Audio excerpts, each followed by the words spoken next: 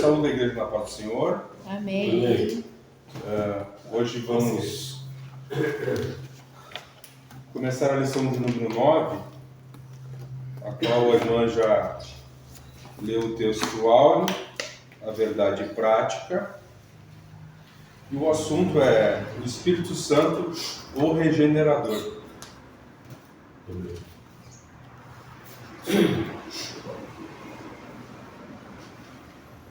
O Espírito Santo, o regenerador.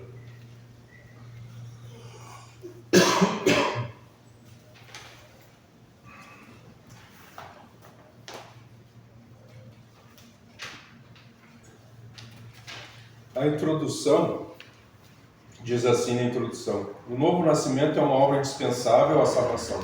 Jesus ensinou que para entrar no reino é necessário nascer de novo. Não se trata de uma mera mudança exterior, mas de uma obra de transformação interior. Essa lição apresenta o Espírito Santo operando no plano trinitário da salvação como um agente da regeneração. Na sua atuação, revela o milagre divino que regenera a natureza humana decaída, concedendo nova vida em Cristo. Glória a Deus. Então, como já falei, hoje é Espírito Santo regenerador. E na aula passada foi, de certa forma, a introdução, né, ao Deus Espírito Santo. O título era esse, o Deus Espírito Santo. Então, como nós estamos tratando da Trindade, a última aula foi essencial, né, de forma concisa, de forma abrangente, nos deu uma boa introdução já do tema Deus Espírito Santo, né? Então agora nós vamos só seguir adiante, pois a aula de hoje fala sobre o Espírito Santo, o regenerador.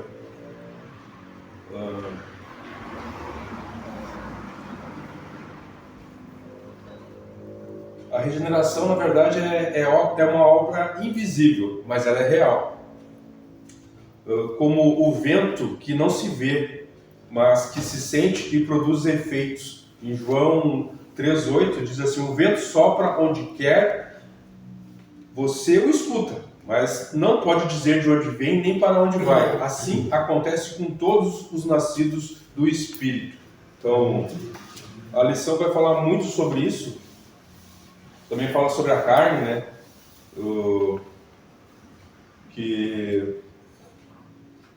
Carne e espírito. Aqui nesse versículo de João 3,8, ele faz o espírito aqui, ele fala assim acontece com todos os nascidos do Espírito. Aqui é o Espírito Santo, né? O Espírito com E maiúsculo. Então, mas o sopro, né, que a gente vê como se traduz ali lá em Gênesis e depois no Novo Testamento, o pneuma é associado ao Espírito Santo, né, que é o sopro divino. Então, a lição vai trazer várias coisas aqui, né? Então, essa metáfora ela destaca tanto a soberania do Espírito, que atua livremente no coração humano, quanto a profundidade da mudança produzida na vida de um convertido. Irmã Kátia, quer ler a primeira, a regeneração, uma obra trinitária? Regeneração, uma obra trinitária. A doutrina bíblica da regeneração. A expressão nascer de novo, João 3,3, é a tradução do verbo grego genete, ser gerado ou nascer, e do verbo advérbio do alto de cima de novo. No diálogo com Nicodemos, Jesus explica que um nascer de novo não é físico, mas espiritual, João 3,5. Uma segunda origem não humana, um renascimento a partir do alto. Isto é de Deus. Por isso, certas versões bíblicas traduzem como nascer do alto. Nesse sentido, Paulo ensina que somos salvos pela lavagem da regeneração e da renovação do Espírito Santo. Aqui, regeneração significa novo nascimento e está intimamente ligada à conversão, Trata-se da renovação interior realizada pelo Espírito, ocasião em que a pessoa se torna uma nova criatura. 2 Coríntios 5,17. Então, este verbo grego ali, o ser gerado, gênete, ou nascer, e o advérbio anota ele do alto, de cima, de novo, aponta para uma origem celestial. Então, algumas traduções falam do nascer de novo, né, ou nascer do alto. Então, o mais próximo do original é nascer do alto. Não é apenas nascer de novo, e a gente entende hoje, né, que ele está falando de nascer do Espírito, mas não é apenas nascer do Espírito, porque ele poderia estar se referindo ao Espírito humano, mas na verdade ele está se referindo ao Espírito Santo de Deus. E depois a lição vai se aprofundar um pouco mais. Então, esse nascer de novo é de origem celestial e não humana. Não é apenas nascer o espírito humano de novo, mas para que o espírito humano nasça de novo, é necessário que o Espírito Santo, que é o Espírito de Deus, que vem do alto, ele tem que fazer essa obra de nascer de novo. Então, é nesse sentido que Paulo ensina, né, que somos salvos pela lavagem da regeneração e da renovação do Espírito Santo. Em Tito 3, versículo 5, Paulo fala assim: não por causa de atos de justiça por nós praticados, mas devido à sua misericórdia, e nos salvou pelo lavar regenerador e renovador do Espírito Santo. Então a obra da salvação em si, Jesus morreu na cruz do Calvário, e o Espírito veio, nos convenceu do pecado e do juízo, mas através da pregação da palavra, né, porque nós ouvimos a palavra. Então ele vem e nos regenera pelo lavar do Espírito. É o Espírito que regenera o novo crente, né, a nova criatura. Então, o próximo é regeneração com exigência de Jesus. Como exigência de Jesus. Irmã Vera, quer ler este? Sim, a regeneração como exigência de Jesus. Cristo declarou que aquele que não nascer de novo não pode ver o reino de Deus, João 3,13. Equivale dizer que a regeneração é absolutamente necessária. Ela é a porta de entrada no reino, a obra inicial da graça que principia a transformação do pecador. No milagre do novo nascimento, há fé e arrependimento. Mateus 4,17. Tornar-se uma nova criatura é uma exigência absoluta, uma condição essencial para a salvação. Portanto, o plano divino para a regeneração deve ser pregado com prioridade. Marcos 16:15. A regeneração como exigência de Jesus. No milagre do novo nascimento, a fé e arrependimento em Mateus 4,17 implica o abandono da velha vida, do egoísmo e do controle da carne, pela adoção de um novo comportamento de santidade e obediência a Cristo. Pela adoção de um novo comportamento de santidade e obediência a Cristo. O ser uma nova criatura é uma exigência absoluta, uma condição essencial para a salvação. Não tem como eu ser salvo e não ter essas coisas. Então, por isso que depois aqui fala até em Gálatas, que é os frutos do Espírito, o fruto do Espírito, que é um fruto, né? Não é, a gente subdivide ali, mas são partes do mesmo fruto, né? Um fruto composto de várias partes, né? Como uma laranja, uma bergamota, digamos assim, uma comparação que mais se usa, né? Que o fruto é um, mas dentro desse fruto há várias características, né? Então, Gálatas 6 que de nada vale ser crucificado ou não, o que importa é ser uma nova criação. Isso aponta para uma nova ordem de existência criada por Deus, não apenas melhorada. Essa nova criação é evidência visível de que houve regeneração. Então, dentro da nossa, digamos assim, soteriologia, que é mais acadêmico, digamos assim, né? Nós primeiro nos arrependemos, para depois crer e só então serem regenerados. Ou seja, essa é uma visão soteriológica das Assembleias de Deus, dos pentecostais, e não dos nossos irmãos calvinistas. Eles já têm uma outra lógica. Tá? Tá? Mas nós nos firmamos nessa soteriologia de que primeiro nós temos que nos arrepender para depois crer, para depois ser regenerado. Ele já faz uma inversão ali na percepção deles. Primeiro vem a regeneração para poder entender. Então, mas a nossa visão soteriológica ela tem muito mais textos base para nos apoiar. Então, em 1 João 5:1 já diz assim, ó, todo aquele que crê, primeiro crê, Jesus é Cristo, e é nascido de Deus, e todo aquele que ama o Pai, ama também o que dele foi gerado. Então, começa primeiro pelo crer. Quando o homem entende que é pecador e arrepende-se, ele dá meia volta e se converte. Quando a gente entende que é pecador e se arrepende, então a gente se converte, né? Então, o 13, irmão Salvador, quer ler para nós?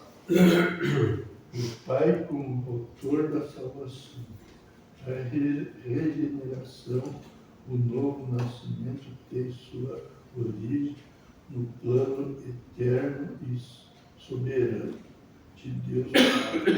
É Ele que inicia a obra da redenção, movida por seu amor imensurável e por sua vontade de salvar os pecadores. Este amor divino é a fonte primeira da salvação, não condicionando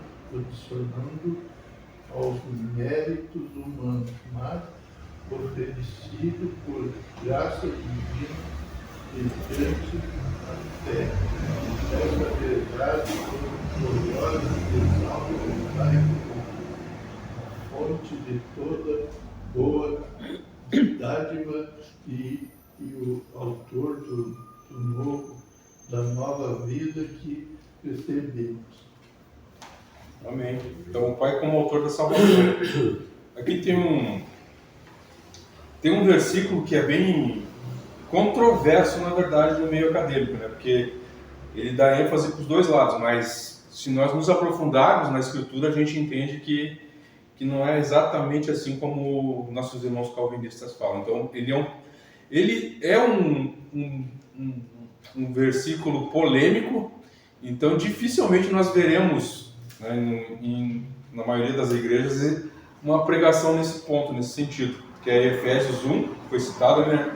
Efésios 1, versículo 4 e 5, que diz: porque Deus nos escolheu nele antes da criação do mundo, para sermos santos e irrepreensíveis em sua presença, em amor nos predestinou para sermos adotados como filhos por meio de Jesus Cristo, conforme o bom propósito da sua vontade. Então, o que vocês conseguem entender por isso?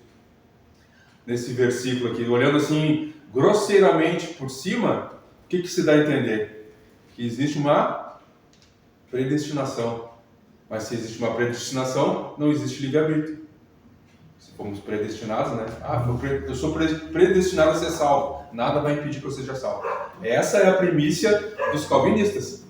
Então, eles se baseiam nessa premissa, que se Deus nos predestinou e Ele pode tudo, né? Se Ele é um Deus todo-poderoso e Ele pode fazer o que Ele quiser, nada impede. Se Ele disser que eu vou ser salvo, eu vou ser salvo. Então, eles partem dessa premissa. Mas existem outros pontos que a Bíblia, e até mesmo aqui nesse versículo, se nós nos aprofundar, não é bem exatamente isso o que ele está dizendo. Ele está dizendo aqui que, deixa eu ver, a eleição inclui previsão de Deus contra aquilo que o homem irá fazer com a sua própria liberdade. Então, consegue entender? A eleição é uma previsão. Deus sabe quem vai ser salvo e quem não vai. Isso é lógico, tá? Mas depende para a sua realização da graça soberana de Deus. Nesse sentido, não há nenhum conflito entre a soberania de Deus e a minha liberdade humana de escolha. Deus é soberano, Ele sabe de tudo, tem o controle de tudo, mas ainda temos uma liberdade humana.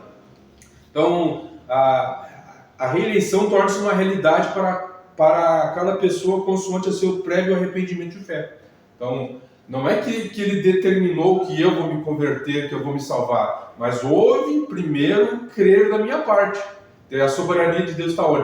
Está no sentido de que Ele sabe de todas as coisas, sabe que eu vou me converter. Então, Ele não vai interferir nesse meio. Não. Estar no controle de todas as coisas não é interferir no processo. Não sei se vocês conseguem me entender. Digamos aqui nessa bancada, nessa mesa, eu estou no controle disso aqui, né? Mas eu não estou mexendo a todo momento. Eu estou aqui observando, estou no controle. Se isso aqui cair, eu vou agir, para não deixar cair. Isso é estar no controle. Agir se necessário. Quando eu boto uma roupa na máquina para lavar, eu estou no controle. A máquina está trabalhando, mas ela pode acontecer alguma coisa a qualquer momento. Mas eu estou ali e posso, de certa forma, se necessário, interferir para que não aconteça algo. Né? Isso é estar no controle. Estar no controle não é interferir no processo a todo momento. É uma fábrica de produção, o operador da máquina está no controle, mas pode acontecer algumas coisas ali no momento e aquilo sair fora do controle. Mas ele está ali justamente para isso, para agir se necessário. Então é mais ou menos nesse sentido que Deus está no controle de todas as coisas. Ele está observando, está olhando, nada foge ao seu olhar, mas ele não interfere a todo momento. Tanto é como no momento que ele interferiu na história humana, foi quando Jesus veio. Né? Então ele veio, ele dividiu a história. Mesmo para, sei lá, um ateu, não tem como dizer assim que nós não estamos vivendo em 2026 depois de Jesus Cristo. Porque quando ele entrou na história, ele interferiu mesmo realmente, tudo mudou. Né? Houve uma divisão do próprio tempo, antes e depois dele. É notório isso, mesmo para quem não crê. Então, a profundidade do que o Deus interferiu na nossa história. Então,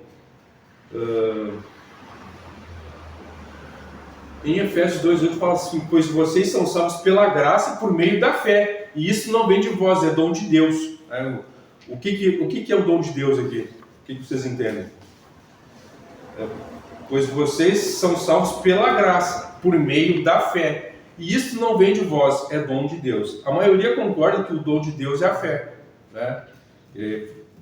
Mas essa fé aqui não é a mesma lá dos dons espirituais. É dom de Deus aqui porque, na verdade, é uma fé suficiente para que nós possamos crer, né, nas Escrituras. Mas a fé lá já é um outro dom. Então, Efésios diz, isso não é meritório, né? Ninguém pode cumpri-lo sem a graça de Deus. Portanto, é Deus que inicia a obra de Deus. É Ele que dá o pontapé inicial.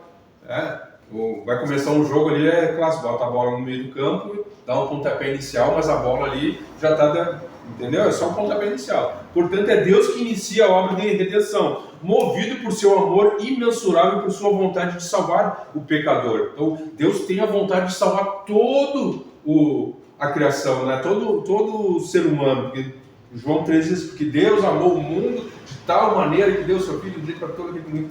E a palavra no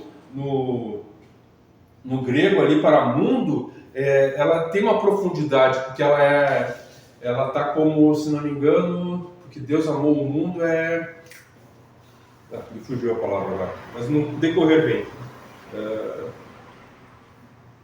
Então o amor divino é a fonte primária, né? O Pai responde ao mérito humano, mas age segundo a sua vontade de amar a humanidade. O amor divino é a fonte primária da salvação. Então quando o Deus ama a criação, né? Porque quando fala ali em João 3,16, a palavra traduzida por mundo é cosmos no original. Então ela abrange muito mais do que apenas o ser humano, mas abrange o quanto Deus amou toda a criação dele, né? Todo o planeta Terra, todo o universo, mas para a nossa mente humana abrange toda a Terra, né? Então, o 4, irmão Sérgio, consegue ler para nós o 4? O Espírito como agente da regeneração. Tudo bem. O Espírito como agente da regeneração. A regeneração é um ato de misericórdia divina. É o Pai que a decreta.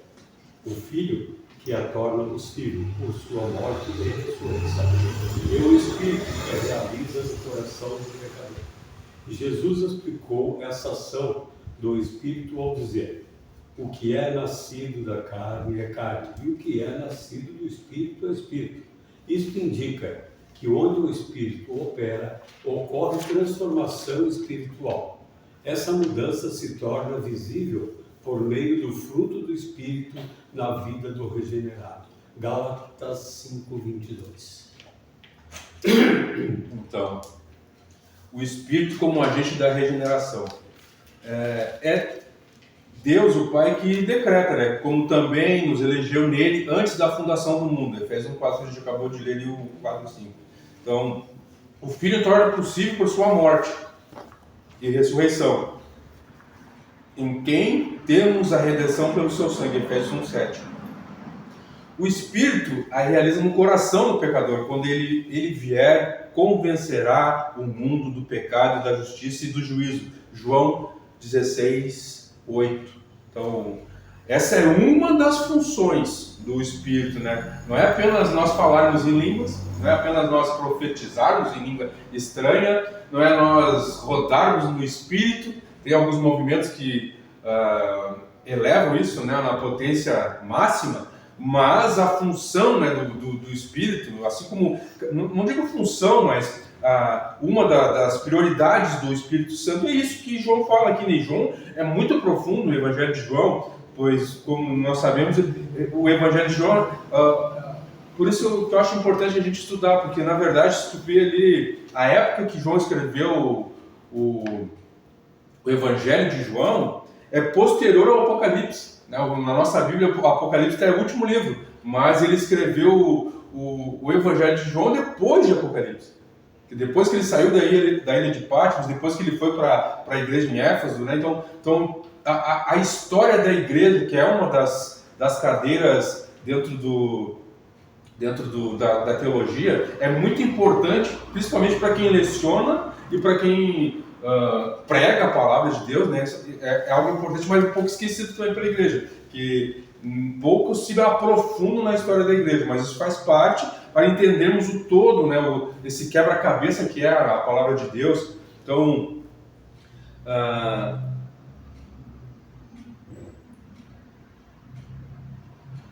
o que é nascido da carne é carne, o que é nascido do Espírito é o Espírito. Então, o Espírito não apenas desperta, mas ele implanta a vida. O resultado dessa nova vida é vivenciado pelo fruto do Espírito, em Gálatas 5, 22, 23. Esta obra é contínua, pois o mesmo Espírito que regenera, ele também santifica e preserva o crente até o final. Então, vê a importância do Deus Espírito Santo. Então, até lá na Veracruz, no dia que tivemos a oportunidade de levar a palavra, consegui inserir na pregação isso, né, de que, pregando ali sobre o Deus desconhecido, lá de Atos 17, né, e consegui trazer essa reflexão, o quanto nós estamos esquecendo também do Espírito Santo dentro dos nossos cultos. Nós falamos de Jesus, falamos de Deus, o mundo fala de Deus, a igreja fala de Jesus, mas o Espírito Santo, que é o agente, né, de Deus nessa terra, que é o agente, que é o próprio Deus que está no nosso meio, e nós pentecostais enfatizamos tanto o Espírito, mas desconhecemos muitas vezes a profundidade do Espírito, porque nos apegamos apenas em falar em línguas, nos apegamos apenas na profecia em línguas estranhas, que de certa forma também pode ser enganosa quando o Espírito não for o Espírito de Deus, for o Espírito humano, que o Espírito humano também pode, né, às vezes se exaltar e passar daquilo que Deus mandou, profetizar aquilo que Deus não mandou. Então, na hora da emoção, o Espírito humano pode falar, já que tem o dom da língua, começa a falar em língua, falar coisas que não é de Deus. Então, por isso que nós temos que discernir os Espíritos, como diz a palavra, né? E o Espírito não apenas desperta, mas ele implanta a vida. Porque quando nós vemos ali na palavra de Deus que Jesus é o último Adão, não é o segundo, né? Alguns falam o segundo Adão, é o último Adão. O primeiro Adão caiu e o último Adão, que é Jesus, veio, né, morreu por nós para que nós nascêssemos de novo. Só que ele faz Paulo também se aprofunda nisso, nós somos uma nova criatura, uma nova feição. Nós não somos um vaso que quebrou, pelo pecado e foi remendado. Nós somos um vaso novo, ele quebra totalmente, já estava trincado, já estava todo esgualepado, como diz o gaúcho, né? Já estava todo torto. E ele vem e só faz um remendo? Não. Deus destrói tudo. Então, a gente às vezes esquece disso. O Evangelho, ele é salvação, mas ele também ele é vida. Mas o Evangelho também tem que ser morte. O Evangelho também tem que ser morte. Ah, mas como assim? Nós temos que morrer, irmãos. Para nascer de novo, o velho homem tem que morrer completamente. Enquanto tiver um pedacinho do velho homem ali no vaso novo, ele não é novo. Ele é um vaso refeito. Então nós temos que nascer de novo. Então tem que, essa criação no modo espiritual, ela tem que morrer mesmo. Todo o velho homem nosso tem que morrer para que a nova criação em Cristo venha através do Espírito Santo. Então é nesse sentido que nós muitas vezes esquecemos do Espírito, o Espírito Santo de Deus. Nós não olhamos nesse sentido.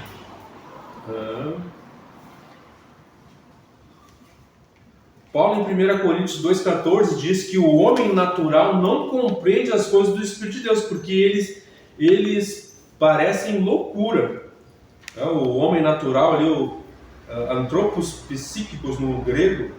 Então, isso aqui é interessante, que foi da lição passada, lá do outro ano a gente viu isso, né? Sobre a alma, sobre o espírito humano. Então, o antropos, que é o homem, e psíquicos, que tem a ver mais com... Então, nós possamos entender isso. Paulo enfatiza isso, que o homem natural não compreende. Então tem muitas coisas que não precisa me dizer quem é novo convertido, quem não é, quem tem o Espírito não. Isso tu vê pelos frutos.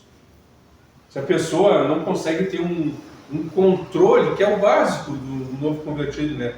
Domínio próprio. Né? Vai falar com o irmão se descontrola contigo, que é irmão, imagina lá fora. Não sei se ele é irmão, não sei se converteu mesmo. Então já fica por aí. A gente consegue ver isso, né? Porque o Espírito de Deus em nós, ele identifica o próprio Espírito que está em outra pessoa, né? Então, aqui, Nicodemos estava apegado à ideia de mérito para entrar no reino de Deus, mas Jesus exigiu algo totalmente novo, nascer de novo e nascer do alto, não um aperfeiçoamento, uma remodelagem, mas uma nova origem e do alto. A regeneração, portanto, é interior, soberana, eficaz e transformadora. Começa no coração e floresce na vida. Ele começa aqui, né? A boca fala daquilo que está cheio o coração. Começa aqui, Deus começa a trabalhar aqui dentro de nós. Então, e Nicodemos, ele representa a religiosidade dentro daquilo que deveria ser de Deus.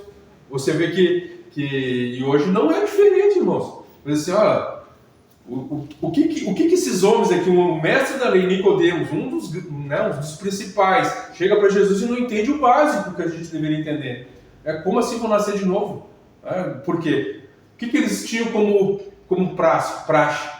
Eu sigo a lei, eu sigo o que está escrito, eu dou o dízimo, eu devolvo tudo aquilo, eu cuido dos órfãos, na verdade não cuidava, né? Mas eles tinham ênfase naquilo, em cumprir o que estava escrito. Eu faço tudo que está aqui. Assim, Senhor, eu faço tudo isso. Eu guardo a lei de Moisés, às vezes, o que me falta? Vende tudo que tem.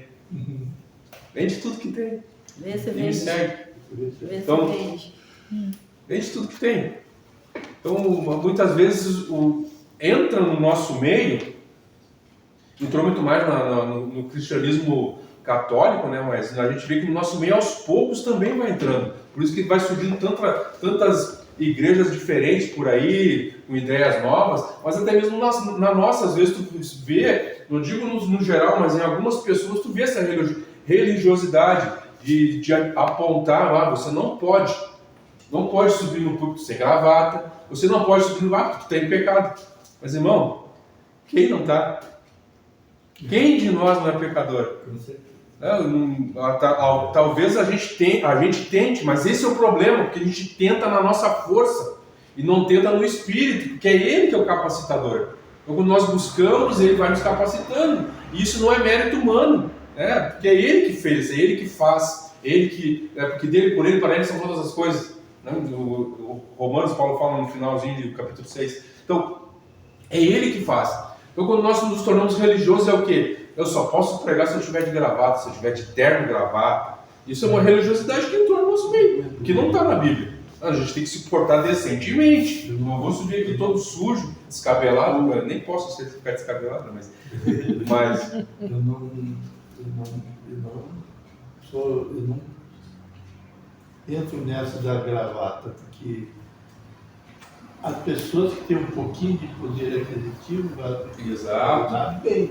Alguns lugares ainda tem isso. Nossa, a igreja, graças a Deus, não tem chega isso. numa igreja interior, Ainda tá. pobre, que o irmão lá é cheio do poder do Espírito Santo, às vezes vem de chinela havaiana, vem Sim. do dia a dia, não vai poder chegar e entregar a palavra que Deus deu para ele, porque ele está Exatamente. com gravata. Então eu acho que isso aí, eu já vi algum pastor falar, não, mas a gente tem que estar tipo aqui, Dentro das nossas limitações, né? Vinde a mim do jeito que estiver. E Deus vai trabalhando. Deus vai trabalhando. Então, porque, na verdade, se nós analisarmos, digamos assim, tu é divorciado. Então tu não pode fazer tal coisa. Tu vai para a palavra de Deus, tu vai para Jesus falando com a mulher samaritana. O que ele fala com ela? Você já teve? Sim. O que tu tem hoje não é teu. Mas ela, naquela conversa ali, o que acontece?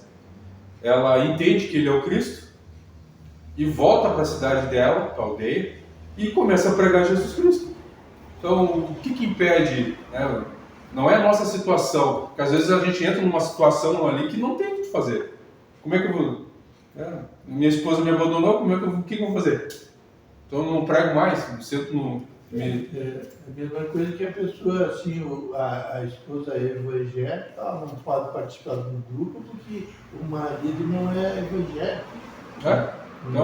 Não vê, e vice-versa. Então isso é uma religião. Entende? Uma religiosidade, não a religião verdadeira que o Tiago fala depois lá, né? Mas essa religiosidade humana, ela está implícita, até no nosso julgamento muitas vezes, né? Que a gente não fala, mas está julgando ali, entende? Existe o julgamento certo e tem aquele julgamento que já é condenatório, não está julgando, já está condenando, é diferente. O julgamento, biblicamente, é plausível, porque a gente faz julgamento a todo momento, né? Eu vou no mercado, eu vou escolher essa água ou outra, é um julgamento, estou escolhendo, é um julgamento.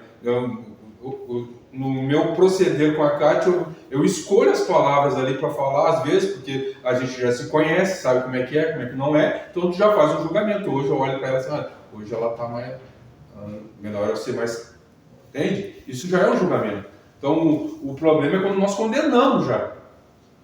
Esse é o problema. Mas não vamos entrar nisso, porque isso não é a lição de hoje. Então, acabamos aqui. 2 é uma obra soberana. A natureza espiritual da regeneração. Quer ler para nós? Kátia. Tá. Uma transformação interior. Nicodemos revelou a incompreensão espiritual ao questionar Jesus. Como pode um homem nascer sendo velho? João 3,4. A pergunta reflete sua visão limitada ao plano natural. O principal entre os judeus interpretou o nascer de novo, como se fosse algo físico, da carne. Esse fato evidencia que a mente religiosa, espiritualmente morta e presa à lógica humana, é incapaz de compreender que a justiça de Deus não advém das obras. Romanos 10:3. Ele estava apegado à ideia de mérito para entrar no reino de Deus, mas Jesus exigiu algo totalmente novo, uma transformação interior operada pelo Espírito, não um mero aperfeiçoamento de conduta ou aprimoramento moral, mas um novo nascimento operado de dentro para fora, como obra do Espírito Santo. João 3,5. Se tu leu a transformação interior, né? É. Deixa eu ver. Tá. A natureza espiritual da admiração, uma transformação interior. Então a gente consegue ver que os religiosos da época eles cumpriram toda a lei, como eu já estava falando, né? Até mais do que deviam, dava o dízimo, tudo, até daquilo que não precisava. Paulo em 1 Coríntios diz que o homem natural não compreende as coisas do Espírito de Deus porque parece loucura, não sei que eu já li, né?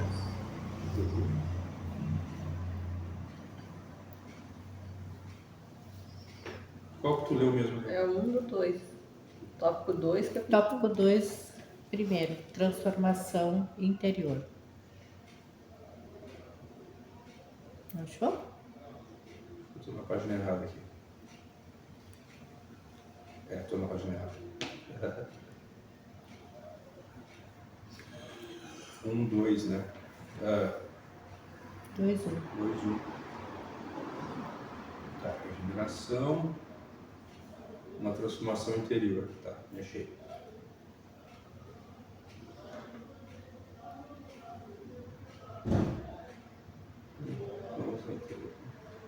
Então, essa regeneração, portanto, é interior, soberana, eficaz e transforma, começa no coração e floresce da vida. Isso que a gente já estava falando, ela vem de dentro para fora. Então, sobre a espiritualidade, sobre a religiosidade. Então, esse novo nascimento tem que vir de dentro, né? Então, começa com Deus agindo, né, na nossa fé. Nós cremos. Então, o Espírito Santo vem, nos convence do pecado. Então, essa transformação tem que vir de dentro e não externa, né? A gente nota que nós temos que mudar no interior. Então, o próximo é uma obra soberana do Espírito, né? Jesus ensina a Nicodemos que para entrar no reino de Deus é necessário nascer da água e do Espírito. Isso significa uma transformação espiritual completa. Ser purificado dos pecados e receber renovação interior pelo poder do Espírito. Essa mudança não pode ser produzida pela carne, mas somente pelo Espírito. Cristo assegura que o vento assopra onde quer, assim como o vento é livre, o Espírito opera de modo soberano na salvação, sem ser controlado por nenhum esquema humano. É somente por essa ação divina que o pecador nasce espiritualmente e passa a ter uma nova vida. Assim, um cristão regenerado é aquele que teve o coração transformado e passou a viver segundo essa nova natureza espiritual. Então, uma obra soberana do Espírito. Uma obra soberana do Espírito. Então, essa parte aqui da água do Espírito, né? Ele fala, no hebraico, não estou com hebraico na cabeça, no grego, é idorkai pneuma. Idor, que é água, e pneuma, que é o sopro, né, o Espírito. Então, da água e do Espírito não são distintos, mas aspectos complementares de um mesmo ato regenerador. Então, é o mesmo ato, não são coisas separadas, é água e Espírito. É uma coisa só. Então, eles não são distintos, mas eles se complementam ali, né? Nascer da água e do Espírito significa uma transformação espiritual completa. Ser purificado dos pecados e receber uma renovação interior pelo poder do Espírito Santo. Efésios 3,16 e Efésios 5,26 fala, né? Aquele que nasce do Espírito torna-se nova criatura, segundo 1 Coríntios 5,15. Com uma natureza renovada, Colossenses 3,10, e um coração transformado. Ezequiel fala sobre isso, né? Então, o nascer da água e do Espírito é uma transformação espiritual plena e completa, que ele faz essa junção, né, de água e Espírito, de purificar, de transformar. Então ela tem que vir de Deus. Quando nós conectamos novamente o nosso Espírito com o Espírito de Deus, né? Irmão Vera, quer ver a terceira? uma nova vida e uma nova conduta. Cristo deixou bem claro que o que é nascido da carne é carne e o que é nascido do Espírito é Espírito. Essa distinção mostra que nada da carne pode produzir vida espiritual. A carne gera concupiscência e aprisiona. Somente o Espírito gera nova vida com fruto espiritual.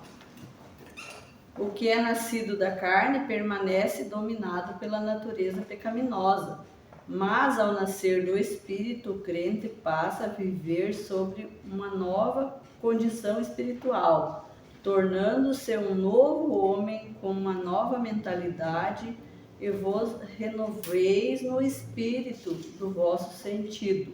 Efésios 4:23. Essa nova vida se evidencia na prática da justiça, no amor fraternal, no desejo pela palavra e na obediência a Cristo, marcas da regeneração genuína. Quer acrescentar alguma coisa? Não. Então, essa expressão aí, uma nova vida e nova conduta, né? Essa expressão carne no grego ali, ela é sarx, ela não diz respeito apenas ao corpo, né? Mas indica a condição humana na sua limitação, incapacidade de comunhão com Deus. Não é apenas a carne essa que a gente toca, né? Mas os desejos da carne engloba tudo isso, né? Então o vocábulo espírito do grego, pneuma, também assinala a nova origem e nova ordem de existência. A gente passa de ser carnal e se torna espiritual. Porque todo mundo que nasce da carne, né, fala, é bem explícito, quem nasce da carne é carne, é carnal.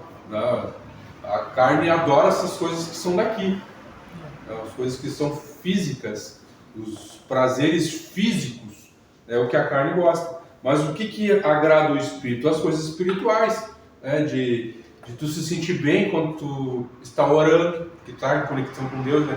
Tu começa a orar, não consegue parar, quando tu está num lugar onde o ambiente é tomado pelo Espírito Santo, tu sente a presença de Deus, tu não quer sair, tu quer que aquilo continue. Então, isso tudo é coisa espiritual, que só quem é espiritual consegue sentir. Porque aquele que é carnal, que entra num ambiente desse, ele não quer ficar. Ele vai se sentir, incomodado. Enquanto o Espírito não agir nele, ele vai se sentir incomodado, porque se ficou, aquele que passa na rua e vê o mover do Espírito aqui dentro, fala, é um bando de louco. Eu já falei isso, né? Na igreja que eu me converti, eu passava pela frente de manhã, às vezes, indo para o serviço, no domingo, eu trabalhava no domingo, e tinha oração de manhã, e estava todo mundo gritando, orando, meu Deus do céu, que bando de louco. E agora estou aqui, a loucura me pegou também. Estamos aqui no meio dos loucos, né? Nós somos taxados por louco, né? Não tem. E por quê? Porque eles não entendem, né? Assim como a gente não entendia, hoje a gente vê o porquê. Né? Nós nos tornamos espirituais, né? O Espírito veio, nos tocou, nos lavou, nos regenerou, está trabalhando em nós até o último momento, mas é isso. É uma expressão a antiga identidade de Adão dá lugar à identidade em Cristo. Em 1 Coríntios 15:22, o pecado deixa de ser prática dominante. 1 João 13:9. Isso que eu estava falando, ele não domina mais, mas ele ainda está no nosso meio, né? Ele ainda está nessa carne do pecado, mas ele não nos domina mais. Então o caráter de Cristo emerge em contraste com as obras da carne, em Gálatas 5:22. O Espírito gera nova vida como fruto espiritual, também em Gálatas 5:22. O salvo passa a viver em novidade de vida, torna-se uma nova criatura com uma nova mentalidade, novos desejos e nova direção de vida. Isso é conversão. Se converter é isso, é mudar de direção. E só nos convertemos quando o Espírito vem, aviva o nosso... Então, a importância de nós pregarmos também o Espírito Santo. Não apenas o Deus Pai, não apenas o Deus Filho. Deus Pai deu o pontapé inicial, Jesus veio na cruz, morreu por nós, mas quem está agindo hoje no nosso meio é o Espírito Santo.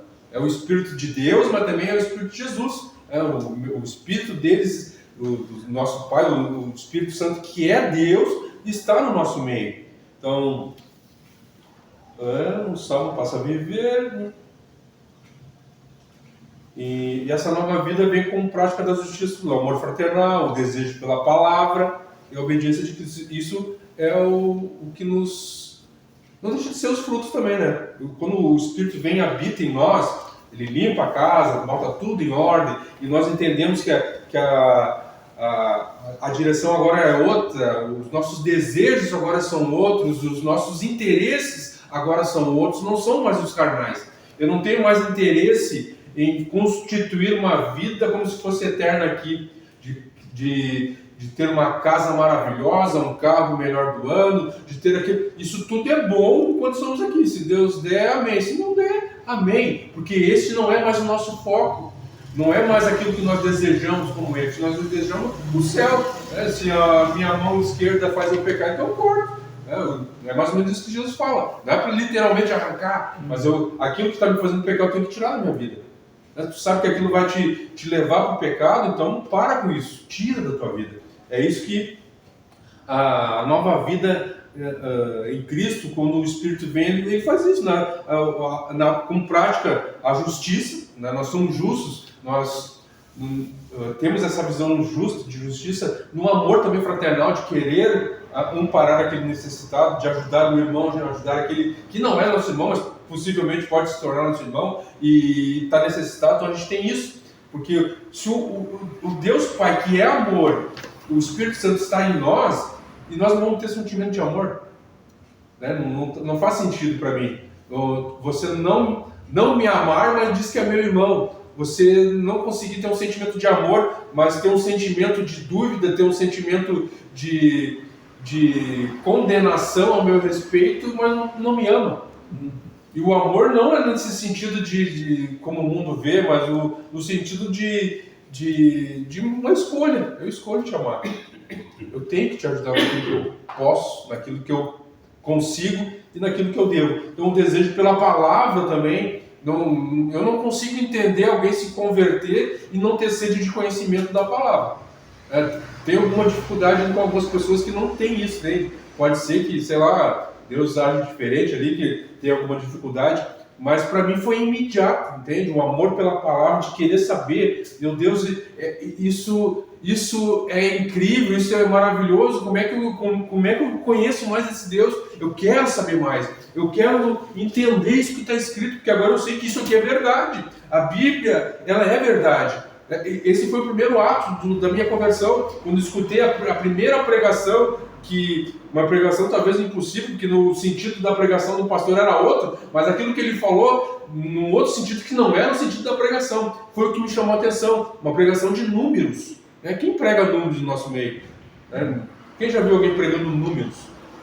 O livro de números. Eu particularmente, gosto muito de números, estou lendo números, e me veio a memória, né? Mas eu amo o Pentateuco ali, já tenho várias, não está aqui, mas eu tenho algumas coisas já anotadas, de Levítico, que dão umas pregações maravilhosas, mas ninguém prega.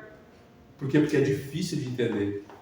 Se tu não buscar entender ali pela sede do conhecimento, eu quero entender isso aqui, o que Moisés está querendo dizer ali com o que é uma flor de farinha, né? Eu te falei daquela pregação, né? O que é uma flor de farinha que ele está falando aqui em Levítico? O que isso significa? O que isso tem a ver com Cristo? O que isso tem a ver comigo? Mas tem, entende? Porque a palavra de Deus, ela é viva, ela é eficaz, ela é mais penetrante que uma espada, ela vai lá, então mas tu tem que pegar, tem que manusear, tem que treinar. Então não tem como eu me ferir com a espada de Deus, como fala, a espada de... a palavra é uma espada de dois gumes que corta dos dois lados. Não, ela não corta para os dois lados. Só vai se cortar com uma espada de dois lados quem não sabe manusear, quem não sabe usar. Né? É imprudente, é uma criança. Nem deveria pegar a palavra. Aí sim ela vai te cortar. Mas ela é uma espada de dois gumes no sentido de que ela se aprofunda. O próprio texto fala que ela é apta para, né, ir lá no fundo da alma, do espírito, divisão entre ossos e medulas, alma e espírito, porque na verdade o conceito de alma e espírito ele é indivisível. Mas a palavra tem esse poder de dividir aquilo que parece indivisível. Ela vai no mais profundo do nosso ser. Isso é a palavra de Deus. Então, se tu não tem amor mínimo que seja de conhecer a palavra, nem seja para ler e fazer um devocional diário, já está algo errado. Já é uma criação, né, uma nova criação que já começou meio errado. Nós temos que ter um amor por tudo que é de Deus. Não só pela palavra, mas por tudo. O próximo... Três sinais do novo nascimento em Cristo. Quer ler, irmão Sérgio? Sim, pode ser. Sinais do novo nascimento em Cristo. A justificação pela fé. Pela fé em Cristo, o pecador é justificado, recebendo uma nova posição diante de Deus. Não por mérito pessoal, mas pela obra redentora do Calvário. O crente não é apenas perdoado, mas é declarado justo diante de Deus. Isto é, absolvido da culpa, da punição e da condenação do pecado. Essa dádiva é recebida somente por meio da fé, como resposta à graça de Deus revelada em Cristo. A justificação, portanto, não acontece a partir da fé, mas após a pessoa crer em Cristo como Salvador. Esse é o resultado da ação do Espírito que leva o pecador à fé e, consequentemente, à justificação. Os efeitos da justificação pela fé incluem a paz com Deus e a adoção como filhos amados do Pai. João 1:12. João 1:12. Tá. Então a justificação é pela fé.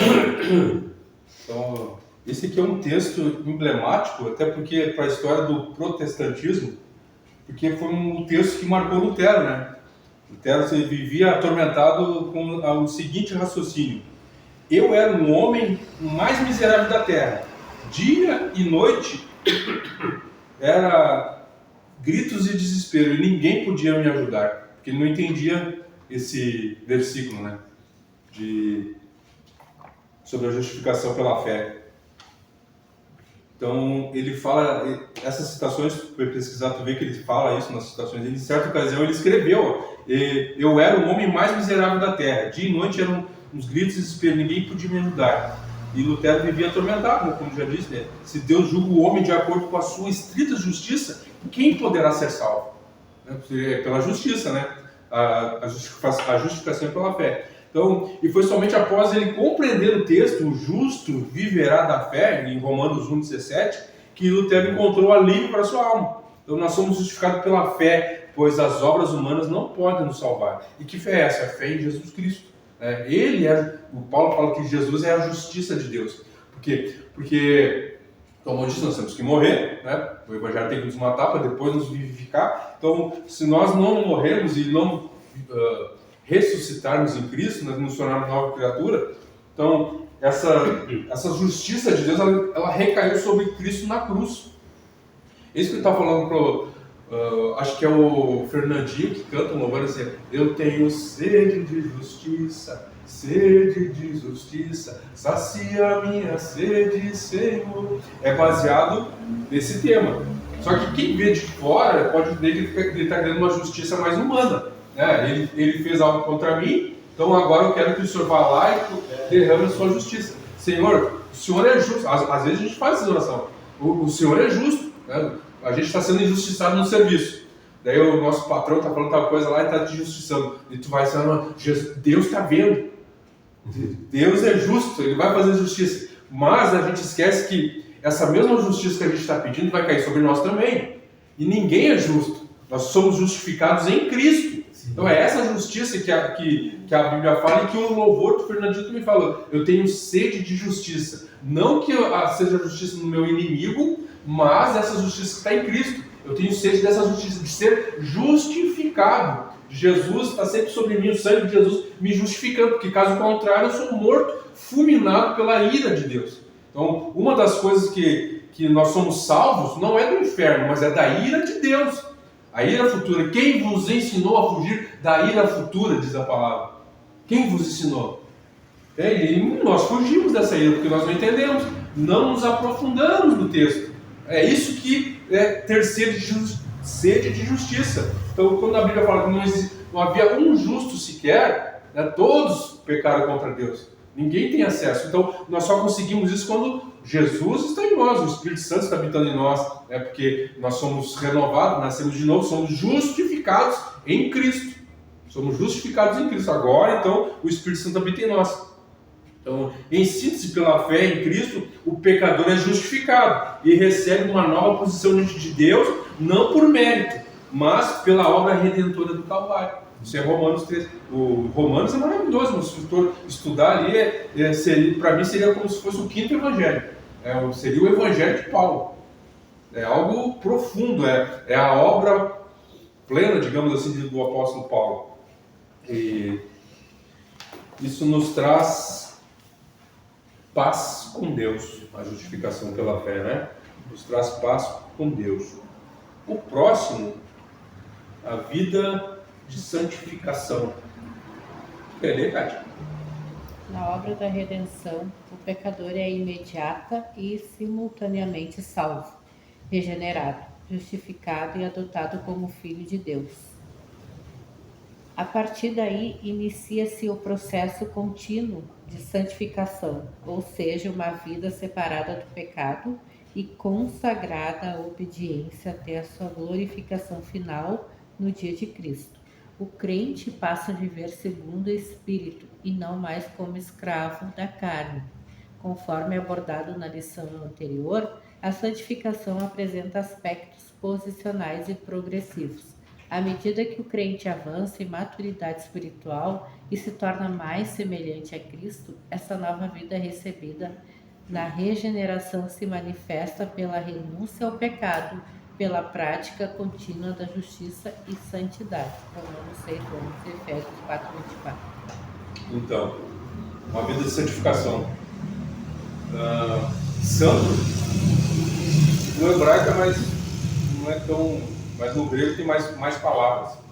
Então no grego ali que é usado hagios, é santo, no singular, mas é usado para Deus.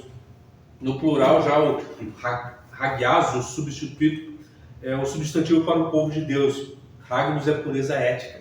Então a teologia sistemática pentecostal, ela define que santificar é pôr à parte, separar, consagrar ou dedicar uma coisa ou alguém para uso estritamente pessoal.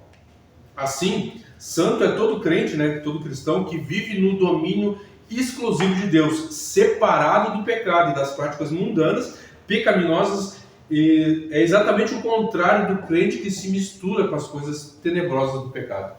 Então, isso é santidade, irmãos. Então, isso é uma vida de santificação. Nós somos separados. A palavra no hebraico significa isso, separado. Separa esse povo para mim, santifica. É quando Deus falava com Moisés, separa esse povo, santifica esse povo. Vocês são uma geração santa, vocês são uma nação santa, separada por Deus, para agir através da palavra e que eu possa usar vocês. Então, a partir da regeneração, a conversão, inaugura-se um processo contínuo de santificação. Isso é uma vida separada do pecado, consagrada à obediência, até a sua glorificação final no dia de Cristo, na sua segunda vinda. Então, a santificação é algo que vai ser sempre. Enquanto estivermos aqui na Terra, nós vamos estar lutando contra o pecado, vamos estar nos santificando, nos separando, buscando. Então, alguns chamam de ativismo, né? De você estar em tudo que é culto, em tudo que é coisa assim, mas eu vejo o lado bom disso. Quanto mais nós nos envolvermos com a obra, mais nós vamos estar nos santificando. Porque enquanto nós estivermos agindo aqui, vai ser mais difícil do diabo nos tentar. Vai ser mais difícil dele agir, porque nós estamos fazendo as coisas do Senhor. Estamos no culto de oração, estamos no culto de quinta, no culto de domingo, eu estou no culto na sede. Então, fica mais difícil do inimigo das nossas almas vir contra nós. Não que não venha, né? Mas quanto mais nós nos envolvermos na obra, mais nós vamos estar nos santificando também. Porque quando entendemos, somos convertidos, a gente entende que para fazer a obra a gente tem que separar, tem que orar, tem que buscar. Então, isso, trabalhar na obra, colocar a mão no arado e seguir, né, é muito bom, porque isso nos santifica também, nos faz pensar mais na santidade. O último ali é o fruto do Espírito. Muito importante, tá? Isso aqui é muito importante, irmãos. O importante efeito visível da regeneração é o fruto do Espírito: amor, alegria, paz, longanimidade, benignidade, bondade, fé, mansidão, temperança. Não se trata de dons espirituais, mas de virtude que o Espírito Santo produz no caráter do regenerado. Não é dons espirituais. Como expressão da sua nova vida. Antes era dominado pelas paixões carnais, mas agora manifesta a presença do Espírito em suas atitudes diárias. Portanto, o fruto do Espírito é a evidência prática da regeneração. Não é a evidência do batismo, é a evidência da regeneração. Quem nasceu de novo passa a refletir, ainda que imperfeitamente, o caráter de Cristo em suas palavras, ações e reações. Tal postura não pode ser esporádica, né? Uma hora sim, outra hora não. Mas uma marca contínua da nova vida recebida em Cristo. Isso é algo contínuo, meus irmãos. Então, para fixarmos bem na nossa mente, o fruto do Espírito são 9, isso está ali, né? 9, só que na verdade é 1. Né? Ele fala o fruto. Deus fala o fruto do Espírito. Então os 3 primeiros que são citados ali, eles são interiores. Se tu prestar bem atenção, eles são interiores. Então eles só podem vir de Deus, que é o amor, alegria e paz. Isso só vem de Deus nas nossas vidas, né? Essa parte do fruto vem de Deus. O subsequente ali diz respeito a relacionamento de cada crente com os demais. Longanimidade, benignidade e bondade. Isso é no nosso meio. Eu posso ser longânimo com o irmão, eu posso ser bondoso, eu tenho aquela benignidade. Isso é no nosso relacionamento. E as últimas 3 apresentam traços mais gerais do caráter que devem guiar a vida de todo crente: fé, mansidão e temperança. Então, isso é o que vai nos regir, vai nos conduzir, né? Com fé, mansidão e temperança. Então,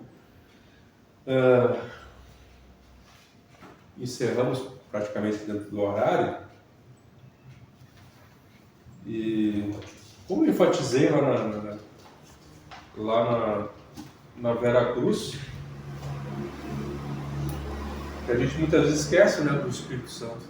Mas, como eu estava pregando sobre Atos 17 ali, do Deus desconhecido, trouxe algumas coisas referentes ao contexto, o Areópago. Eu botei lá no YouTube, quem quiser ver depois. É que a pregação é diferente, a gente não consegue se aprofundar tanto no assunto, né, como no ensino. Mas consegui dar algumas pinceladas, explicar o que é o Areópago, explicar da onde surgiu aquela frase ali, ao Deus desconhecido. Mas o que me chamou a atenção foi até onde o Espírito Santo nos levou, né, para o final da pregação, justamente por isso. Porque o Espírito Santo está se tornando um Deus desconhecido no nosso meio. Está se tornando algo banal, né? Algo simples e não mais tão santo. Porque Ele é Deus, está no nosso meio, se derrama. Isso se tornou algo tão banal. Tem gente que pode ser que sim, pode ser que não, mas eu fico meio assim, né? Já entra no culto falando em línguas. Então, é uma banalidade no meu ponto de vista, né? De certa forma, em alguns momentos, até uma falta de respeito com Deus. Eu digo que o Espírito Santo é a vida do crente. Sem Espírito Santo, não tem pegar e nada. Vai. Então, Desde a oração. Se a gente orar. Então, eu gostaria de aproveitar esses minutinhos antes de passar para a irmã a conclusão. Se quiser encerrar o vídeo, vamos orar um pouco antes.